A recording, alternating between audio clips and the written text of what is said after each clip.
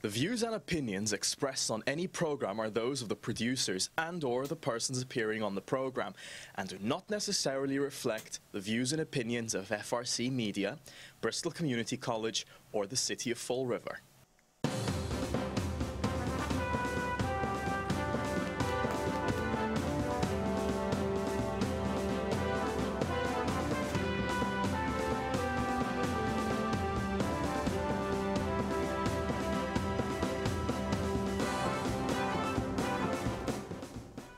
Well, hello. Welcome to Spindle City Straight Talk. I'm Chip. And I'm CJ. And it's hump day. It's Wednesday in the Riv.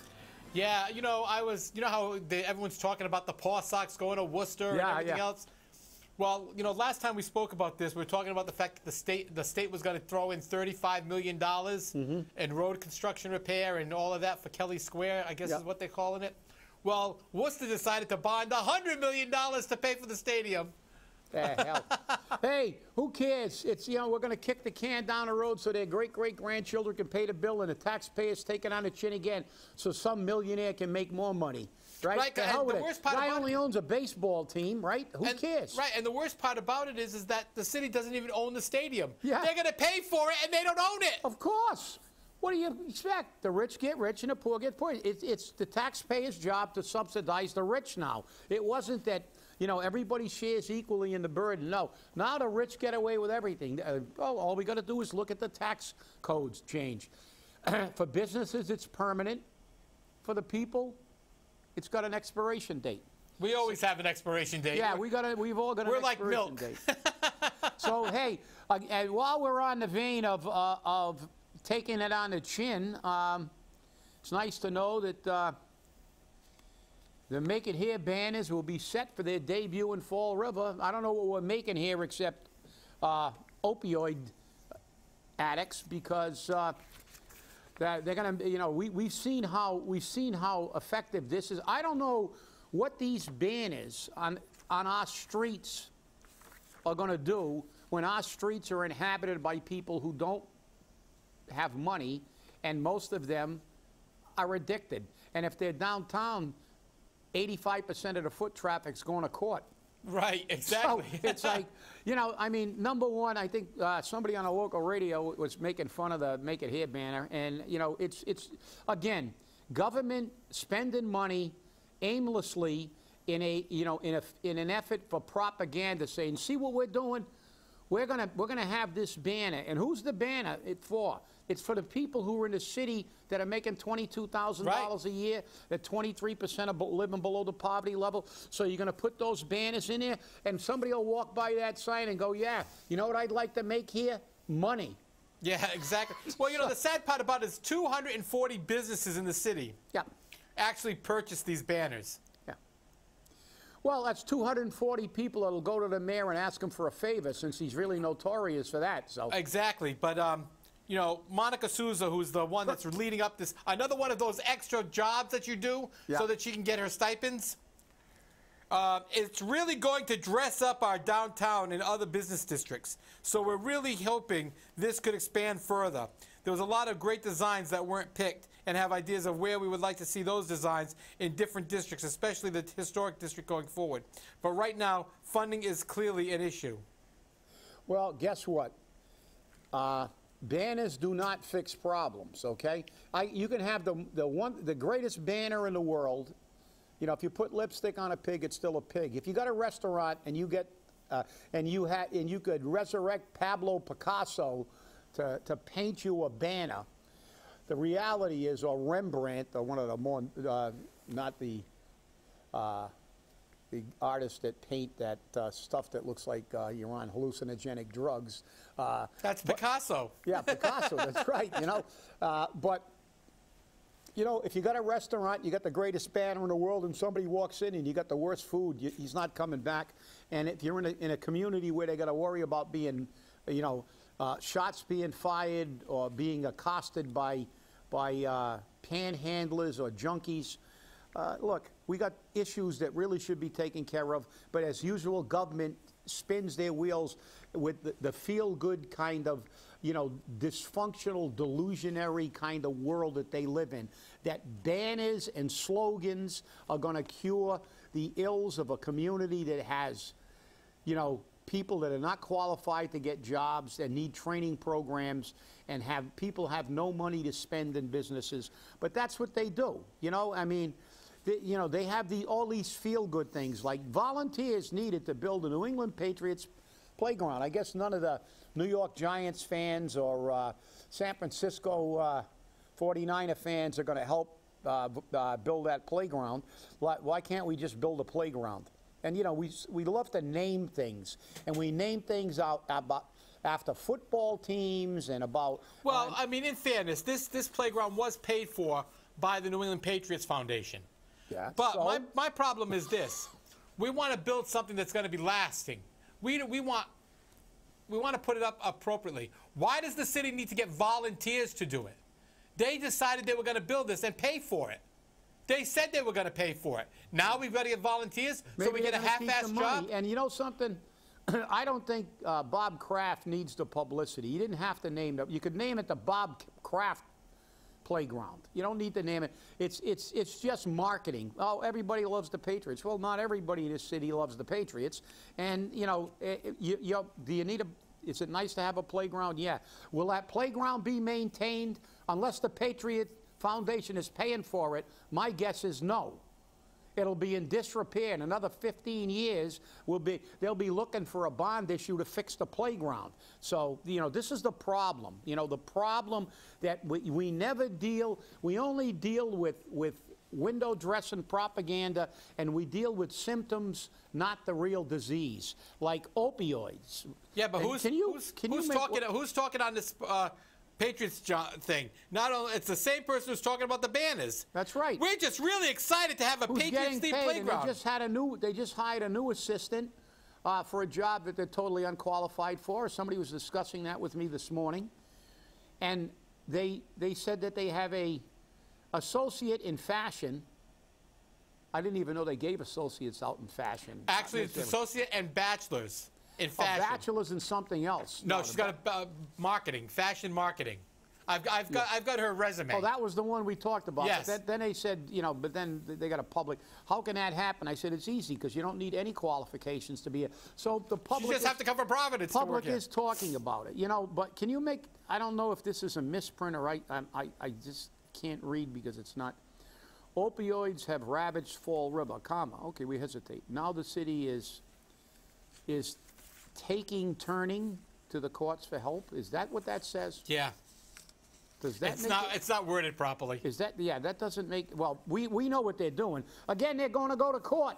They're filing a civil suit in the Bristol County Superior Court. They're going in against 17 pharmaceutical companies, with other places, obviously, who make and distribute opioid medication. So I have a question. What are you going to charge the opioid manufacturing companies with? Selling their product? Isn't that what they do? I mean, this is again, you know, directed at the wrong thing for just publicity. That's like charging a mechanic with fixing a car. These people make drugs, they sell drugs. That's their job. You want to go after somebody? Go after the doctors who are prescribing too much of that drug. I don't know how they can win this case unless they get some judge that is leaning toward their convoluted logic, because you're charging a pharmaceutical company with selling pharmaceuticals. I just don't. Maybe it's me. I want to see the legal foundation for this case, because, like I said, it's like charging a mechanic with fixing a car. That's it. You fix the car. You fix too many cars, we're going to take you to court. Well, you know, the city's going to have to prove damages. What are their damages? Yeah, but their damages. But what are their damages? What's their defense? That's right. What we do. You know, go talk to the doctor who prescribed the guy 8,000 Percocets. Right. Exactly. You know, I mean. You know, what is a pharmaceutical what are we going to do? Prohibit pharmaceutical companies from making drugs? I don't think that'll fly. I mean, this is America. Yeah, it's a free enterprise system. This thing is ludicrous. Again, another ridiculous attempt to try to say that they're doing something about a problem that's lasted 50 years. Over 50 years, and it's gotten progressively worse. Why? Because we enable it, and we've changed it from an illegal behavior to a disease, and now we're throwing money at it, like our money, by the way, taxpayer money. And now we enter into this ridiculous lawsuit. I want to know who the lawyer is. Charge the doctors. I want to know who the lawyers are. Who's handling this? Yeah. Because you know it's not Joe Macy. Yeah. Well, Joe Macy announced that a 136-page complaint was filed just moments before Jazel Correa II convened a press conference. Well, I want to, there are other communities involved in this, and I want to see who created that 136-page complaint.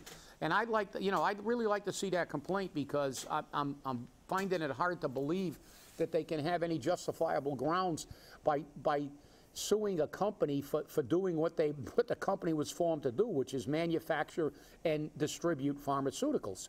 Now, if you want to sue the doctors, if you want to sue a hospital for over-medicating people, yeah, you can't blame a pharmaceutical company for selling their product.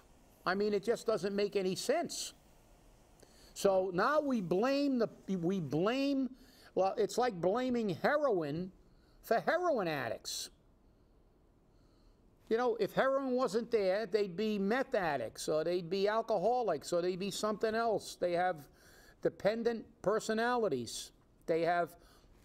So you're going to blame heroin for heroin addiction. No, you blame person who voluntarily takes it. They're going to file a suit against pharmaceutical companies. I mean, to me, it doesn't make any sense, CJ. I'm sorry. We've gone so far into the alternate universe of dysfunctional thinking, convoluted perspectives, that it's just, it's really, really hard to grasp for somebody who actually attempts to think logically. I mean, again, to me, this is nothing more than these cities and towns. And not only that, even if they were right, like we can't fight City Hall, because even if you're right, they'll tie you up in court for 5 years, 10 years, and you'll go bankrupt trying to win on a point. So unless you're going to get a lot of money, it's not worth it. Pharmaceutical companies have billions of dollars. They'll tie this suit up in court forever. Appeal after appeal after appeal after appeal, and then a year or two down the road, it'll go away, it'll disappear, because that's what's going to happen. But it's ludicrous. Charge some doctors. I don't have a problem with that. You got doctors that are continuing to prescribe over medicating people. Well, call them in. According to what the mayor said, this lawsuit had two goals, said Correa. One, monetary, to help the community recoup the cost of drug addiction. What cost to our community? What cost is this to the city? That's my big question. And a change in policy that will force the way the pharmacy companies to business regarding opioids. That's absurd. Number one, what effect does it have? They'll say it has some obtuse effect that, these people who are on heroin could have become brain surgeons, and so the lost revenue or whatever. I don't know what kind of ridiculous logic it is. And the other thing, I mean, come on. What are they, what are they really attempting to do here? Well, the interesting thing, it's like, really? They're going to recoup money. What's the money? And then they're going to. How did he word that about affecting how they sell their pharmaceuticals? Right, a change in policy that will force the way the pharmacy companies to business regarding opioids. They said to business. So a pharmaceutical company is going to say to CVS, Caremark, one of my favorite places in the world. You know that. Yep, one of my favorites as well. They get an order for 25 million Percocets, because that's what they're going to stock in their pharmacy. So you think the pharmaceutical company, you're going to prohibit them from filling an order and destroying their business? It's their job to provide it. Go after the providers. CVS, they sell it to drugstores. Drugstores distribute it. and doctors write the prescriptions. But the thing is this. The pharmacy companies, the pharmaceutical companies don't advertise Percocet. They don't advertise Percodan. They don't advertise OxyContin. That's right.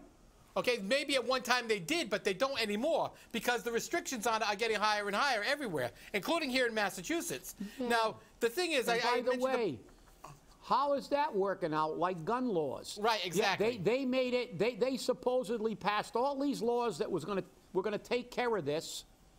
So now it didn't, as usual. Instead of going after the real source, like let's go after the drug dealers and give them life. Let's go after the doctors who are overprescribing. No, let's go after the pharmaceutical companies and it's an absolute, like I said, it's an absolute absurdity. But you know, I had mentioned about I want to know who the law firms are that's going to get this because we know it's not Joe Macy, and Joe Macy's only mentioned one place here. Then they said. The city was first to join in national litigation to show our concerned purpose of battling this epidemic. Second, to demonstrate all our citizens our serious attempt to identify the source of the problem. And third, to ensure we remain at the forefront in the battle against opioid abuse. This was said by Macy.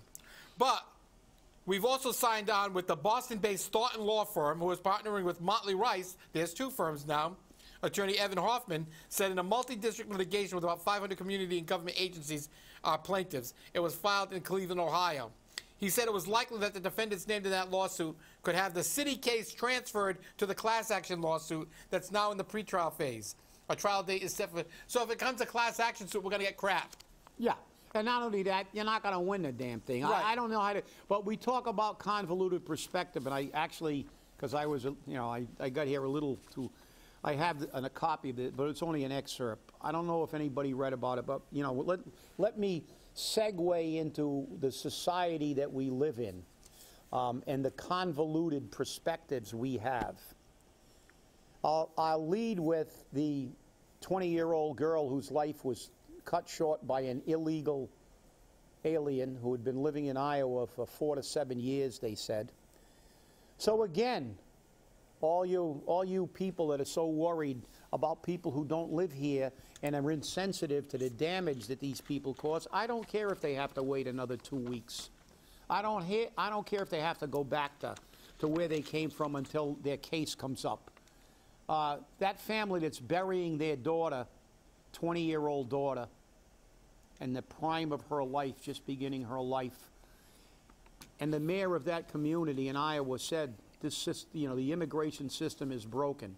And all you people that want to disband enforcement and have these illegals, they should get everybody who lost a family member out there and have you go plead your case in Iowa, in this community, where this 20-year-old was killed by an illegal immigrant. And I don't care if that's not the majority. The fact is, we're supposed to protect our own first.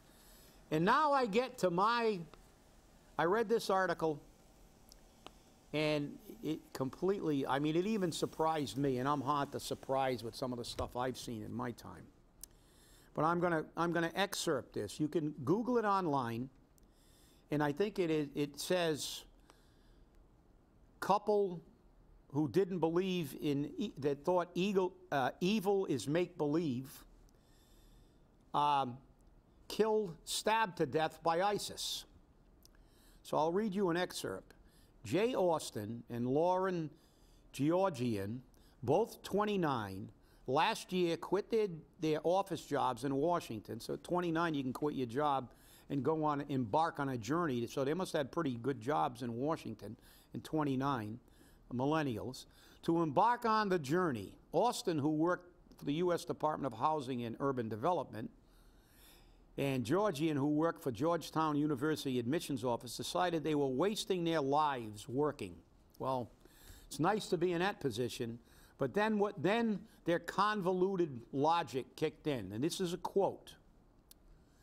I've grown tired of spending the best hours of my days in front of a glowing rectangle of coloring and the best years of my life in swaths of gray and beige, unquote. Austin wrote on his blog before he quit. Then they went on a bike trip. They were going to bicycle through the places. And this is another quote. People, the narrative goes, are not to be trusted. People are bad. people are evil, unquote. Quote, I don't buy it, unquote, he continued, and this is the best quote. Evil is make-believe, is a make-believe concept we've invented to deal with the complexities of fellow humans holding values and beliefs and perspectives different than our own. By and large, humans are kind, self-interested sometimes, myopic sometimes, but kind, generous, wonderful, and kind, unquote. Well, you know, I hate to see anybody said kind there a few too many times. but it shows how detached, especially people who spend their life in the academic world and in government, and those are the people that are complaining the most about everybody else's rights because they truly think of this. Obviously, neither of them studied history, because if they looked at Vlad the Impaler, Adolf Hitler, Joe Stalin, and many others throughout history, Genghis Khan, and many others, and all conquerors who were evil incarnate, or as Mark Twain once said, Samuel Clemens, man is the only animal that can blush and the only one that needs to. Their naivete got them stabbed to death by ISIS. Terrible tragedy. But I hope somebody who reads this article reads about what's happening in this country by creating an entire generation of people who are totally detached from reality. There is a tale of two worlds, not two cities in this country. Go to somebody who lives in a ghetto, East LA, South Chicago, where there was how many shootings and murders over the weekend? It was like in the hundreds. They believe in evil. It's nice to be, it's nice, they say, to give people benefit of the doubt, but in today's world, what we see going on in all these countries, and as I talked about on the other show, we see genocides. We see people using gas to kill children. For somebody to be this detached from reality, it's a tragic event, but it highlights how unbelievably unrealistic some of the people in this country have become. And their lack of reality is buttressed by their political correctness moves, because all we worry about is this, and we think everybody is wonderful and there's no such thing as evil. Well, guess what? We were evil to the Muslims for 400 years when the Crusaders left Europe and went to the Holy Lands and killed Muslims for 400 years. They disliked that so much they put it in their Quran that, you know, they hate us and we should kill them. They should kill us like we went over to their land to kill them for 400 years. I'm not saying they're right. The fact is that there have been more murders based on religion than any other impetus, money, oil, or whatever. You can say what you want. But there have been more wars and more killings because of religious differences, and not only in third world countries. We don't have to go back too far in history to Ireland. That's a Western European country, and there are many people in this country of Irish descent, when Catholic Irish were killing Protestant Irish and vice versa. Why? They were all the same color. They were all the same nationality. They were killing them over religious differences. Is that evil? Yeah. To say it doesn't exist is just ludicrous. I mean, I read this thing, even now when I read it again, I just can't believe that someone would truly believe that and be able to walk out. Apparently, you know, they went from college to their Washington jobs and never ever walked in a ghetto and got rolled or mugged by somebody, because to be totally say that evil is a make-believe concept that we've invented. Talk about, that's like blaming the drugs for the drug addict again. I mean, this is just a classic example of everything that is making this country go sideways. And it's, Google it. I'm not making this stuff up. As much as this seems like I'm quoting fiction, those were direct quotes. This one was from, I think, the Daily News, but there's about 8 or 10 different articles online about this. Just Google couple stabbed by ISIS. I think some of them even have the picture of the ISIS members standing in front of an ISIS flag, brandishing knives and chanting, kill the non-believers. So, look, is it right? Is it wrong? Yeah, it's wrong. Fact is that, you know, human beings shouldn't kill other human beings. But to discount the fact that there's evil in the world, when we have people like Pal Adolf, Joe Stalin killed more Russians than the Germans did in the Second World War. He killed more of his own people than the German army did during the Second World War. You know, Hitler killed not only 6 million Jews, contrary to popular understanding, he killed virtually everybody. He killed Catholics, he killed Methodists, he killed Gypsies, he killed everybody that wasn't an Aryan, that wasn't a German, basically. Blonde hair and blue eyes. That's right. He wanted everybody to have blonde hair and blue eyes, like The Boys from Brazil, that movie with Gregory Peck and Sir Laurence Olivier when they had a clone. But, you know, people, I mean, you got to get a grasp on reality. Stop letting your government tell you how to think, and get them all out and put people in here who are going to do things like addressing real evil, addressing the real evil, not worried about somebody that's not even a citizen being denied their constitutional right because they don't live under our Constitution. Well, with that talk about religion, stay away from downtown starting tomorrow, because you know it's on South Main Street.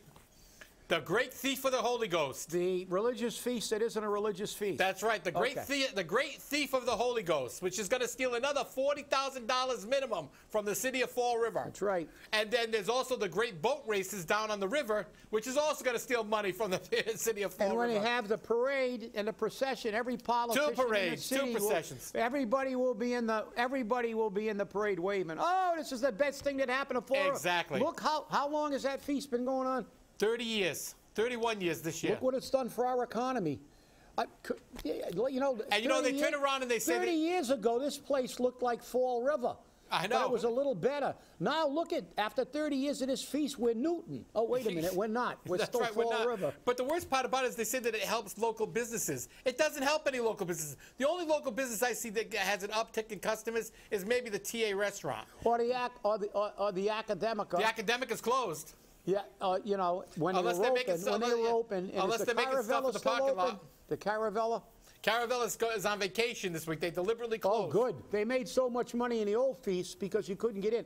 But those are the only restaurants. Those people don't leave the feast. They have food trucks. They have everything there. They have porta toilets. Right. They don't even have to go. They don't even have to go to eliminate waste products. They don't even have to leave the grounds, and they don't. And if that thing did any good, this city would be a boom town. 30 years they've been having it. And for 30 years, they've been taking $40,000 out of our budget. Yep. And we're not getting anything for it. So remember, stay away from downtown. Don't go near there. And stay angry, everybody. That's right. See you on Friday. See you Friday, people.